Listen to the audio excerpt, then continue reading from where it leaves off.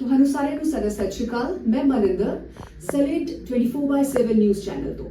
ਅੱਜ ਸਾਡੇ ਨਾਲ ਨੇ ਡਾਕਟਰ ਧਨਾਕਸ਼ੀ ਮੋਹਨ ਦਾਏ ਓਸਵਾਲ ਹਸਪੀਟਲ ਲੁਧਿਆਣਾ ਤੋਂ।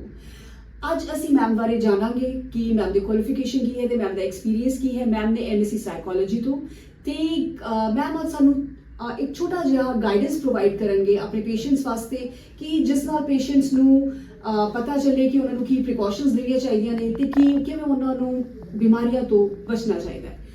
Please ma'am. ਸਤਿ ਸ਼੍ਰੀ ਅਕਾਲ ਸਾਰਿਆਂ ਨੂੰ। ਸੋ ਮੇਰਾ ਨਾਮ ਡਾਕਟਰ ਧਨਾਕਸ਼ੀ ਹੈ। ਮੈਂ ਇੱਕ ਕਲੀਨਿਕਲ ਸਾਈਕੋਲੋਜਿਸਟ ਹਾਂ ਬਾय profession. So it's been 7 to 8 years I'm in this profession and I've done my master's in clinical psychology and I've done my MPhil in clinical psychology basically. I'm a registered RCI clinical psychologist practicing in the field of mental health. Thank you very much. Ma'am आप थोड़ा सा ma'am बताएंगे अपने patients को कि जो patients आपके पास आते हैं कि आपको क्या लगता है कि पेशेंट्स कहाँ लैक कर जाते हैं और पेशेंट्स को कहाँ इम्प्रूव करना चाहिए अपना, जैसे डाइट प्लान हो गया, अपना लाइफस्टाइल हो गया। आप किस तरह से पेशेंट्स को थोड़ा गाइड करना चाहेंगे कि आपके पास जब पेशेंट्स आते हैं उस एकदम एंड पॉइंट पे आपके पास पेशेंट्स ना पहुंचे। बिल्कुल। तो मैं हमेशा एक चीज़ ये कहती होती हूँ कि मेरे पास जितने भी पेशेंट आते हैं, मेंटल हेल्थ के जितने भी पेशेंट्स आते हैं, सबसे बड़ा जो लैकिंग पॉइंट है कि क्यों ऐसा होता है कि बिल्कुल लास्ट मोमेंट पे we are going to a therapist और अ साइकोलॉजिस्ट। क्योंकि अगर मान के चलो जैसे कोई फीवर हुआ बॉडी में या कोल्ड एंड कफ हुआ तो आफ्टर 3 और 4 डेज हमें लगता है कि हमें जाके चेक करा लेना चाहिए। लेकिन जब बात आती है कि एक होता है बॉडी में फीवर है, एक होता है माइंड में फीवर है, ठीक है।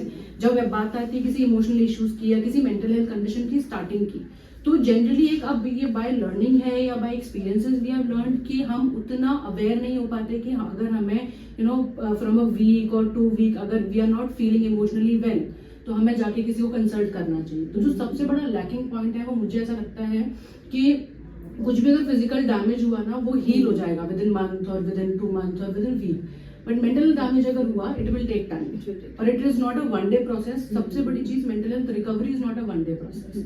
हम अपनी बॉडी को एवरीडे फूड देते हैं उसको री एनर्जाइज करने के लिए, उसकी एनर्जी रिस्टोर करने के लिए, स्लीप देते हैं रेस्ट के लिए। ऐसे ही मेंटल हेल्थ को भी री एनर्जाइज और एनर्जी देने के लिए we have to work on a daily basis. तो सबसे बड़ा लैकिंग पॉइंट जो है वो ये है कि हम उस चीज के लिए स्टैंड नहीं ले पाते हैं। दूसरी चीज जो आपने एक चीज बोली थी कि हमें क्या चेंज करना चाहिए अपना लाइफस्टाइल या क्या, तो मैं हमेशा बोलती हूँ कि मेंटल हेल्थ को और इन जनरल हेल्थ को वेल रखने के लिए there are 3 pillars. 1 is our daily routine कि हम किस वक्त सो रहे हैं, किस वक्त जग रहे हैं, कैसा हमारा डेली का फिजिकल एक्टिविटी है। 1 इज आवर डाइट कि हम क्या फूड ले रहे हैं, किस टाइम पर हम खाना खा रहे हैं और कितना खा रहे हैं। कई बार ऐसा होता है कि लोग सुबह 11 बजे खाना खा लिया उसके बाद शाम को सीधा 7 बजे जाके खा रहे हैं। That is also affecting our mental health because उतना लंबा अगर फास्टिंग पीरियड आपकी बॉडी का हो गया तो वो एनर्जी ब्रेन को जाएगा ही नहीं। 3rd पिलर इज हमारा बिहेवियर पैटर्न कि हमारा बिहेवियर पैटर्न कैसा है। अगर तो जैसे कुछ लोग होते हैं कि जो जरा सी बातों को बहुत उनको अफेक्ट कर जाती हैं और सारा दिन बैठ के कुछ उसके बारे में सोचे जाएंगे, कोड़े जाएंगे, कल्पे जाएंगे। तो कहते होते हैं ना कि अगर आपको अगर गुस्सा भी आ रहा है ना, 2 मिनट का गुस्सा भी अगर आपका है तो वो आपका पूरा इंटायर डे अफेक्ट कर सकता है। तो 3 पिलर्स आर देयर कि आप अपना लाइफस्टाइल, आप अपना डेली रूटीन कि आप कितना अमाउंट ऑफ स्लीप ले रहे हैं, किस टाइम आप सो रहे हैं, what kind of physical activity आप इन्वॉल्व हैं, अपना डाइट पैटर्न और अपना बिहेवियरल पैटर्न, अपना इमोशनल रेगुलेशन। ये 3 पिलर्स हैं जिनको अगर हम बैलेंस रखें तो देयर आर चांसेस कि रिकवरी जल्दी हो जाएगा। ठीक। मैम जैसे अभी मैम आपने बात की मैम फास्टिंग के बारे में, ma'am as per doctor ma'am तो पेशेंट्स को मैम आजकल तो फास्टिंग का intermittent fasting and all that ma'am उसका बहुत ट्रेंड चल रहा है। तो मैम आप पेशेंट्स को क्या गाइड करेंगे कि पेशेंट्स को क्या सिस्टम रखना चाहिए अपना डाइट? मुझे ऐसा लगता है कि इंटरमिटेंट फास्टिंग का ट्रेंड बहुत ज्यादा चल गया है, लेकिन इट इज अबाउट कि आप कितना प्रोपोर्शन ले रहे हैं खाने का, जो भी खा रहे हैं और आप किस टाइम पर ले रहे हैं। इतना लंबा आवर्स का अगर आप फास्टिंग कर रहे हैं और हमारा जिस हिसाब का वर्क कल्चर आजकल का हो गया है, we are working 9 hours 10 hours और अदर प्रोफेशंस में तो कई बार 24 घंटे का वर्किंग आवर्स भी है। हमारे डॉक्टर्स का भी कई बार 24 घंटे का वर्किंग आवर्स है। तो हम अपना brain we are using it 24 hours और हम उसको अगर 10 आवर्स के या 11 आवर्स के फास्टिंग पर डाल रहे हैं तो ये तो वो वाली बात हो गई कि हमने गाड़ी को लेके जाना है अमृतसर जलंधर और हमने पेट्रोल डलवाया नहीं। ओके तो इसलिए कि मुझे ऐसा लगता है कि एवरी 2 आवर्स ना एटलीस्ट आप कुछ ना कुछ अपनी डाइट में ऐड करते रहिए। right, in a proportion. You can add fruits, you can add salad, you can add juice, कुछ भी हो, but every 2 hours give something to your body कि जिससे mental energy जो है वो उसको हम stable रख पाए. ठीक ठीक ठीक ठीक. Ma'am what you will say, what you will guide to your patients कि पेशेंट्स को ज्यादा न्यूट्रिशन में कहाँ किसके ऊपर फोकस करना चाहिए, फैट्स के ऊपर, कार्बोहाइड्रेट्स के ऊपर, प्रोटीन्स, मिनरल्स, विटामिन्स?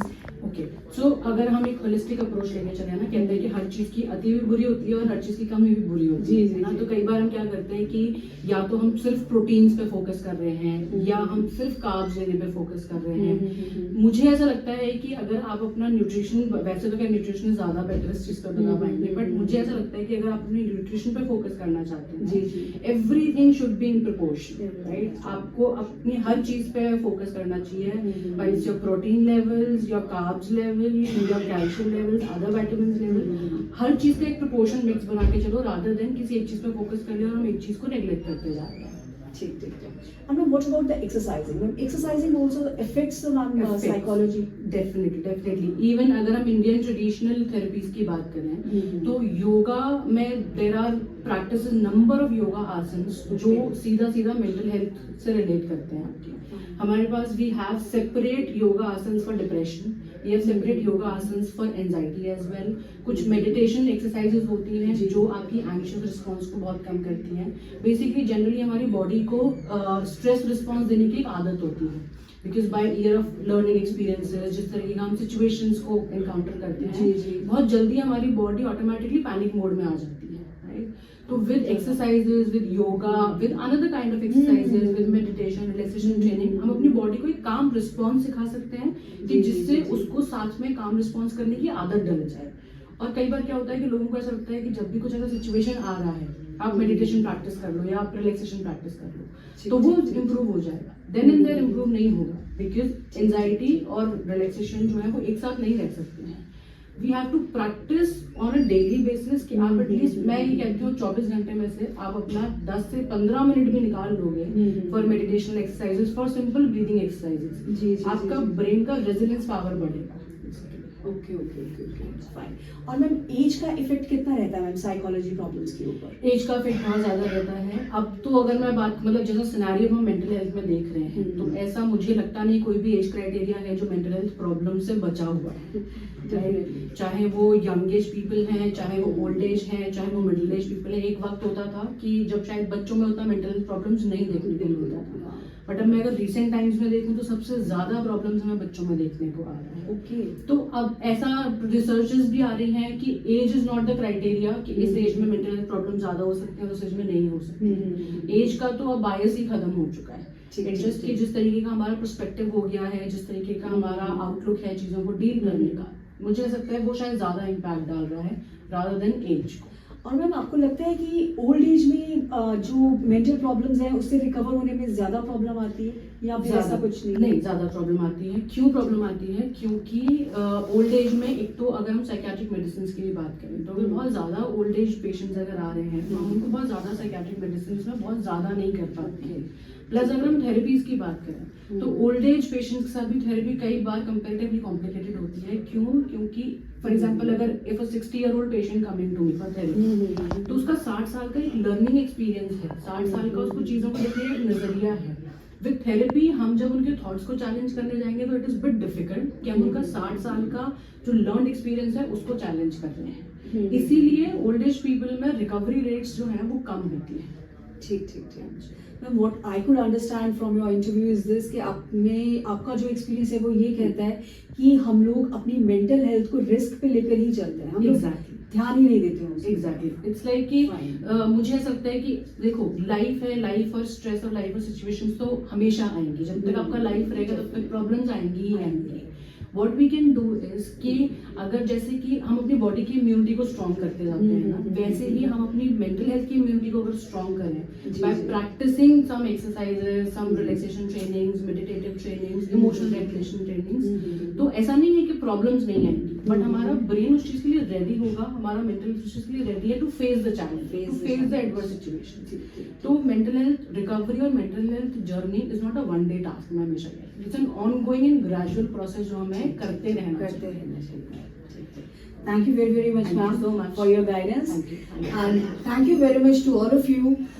हम लोगों ने देखा कि मैम ने हमें कितने अच्छे तरीके से ये बताया कि किस तरह से हमें अपनी मेंटल हेल्थ के ऊपर ध्यान देना चाहिए और किस तरह से हम उसको रिकवर कर सकते हैं।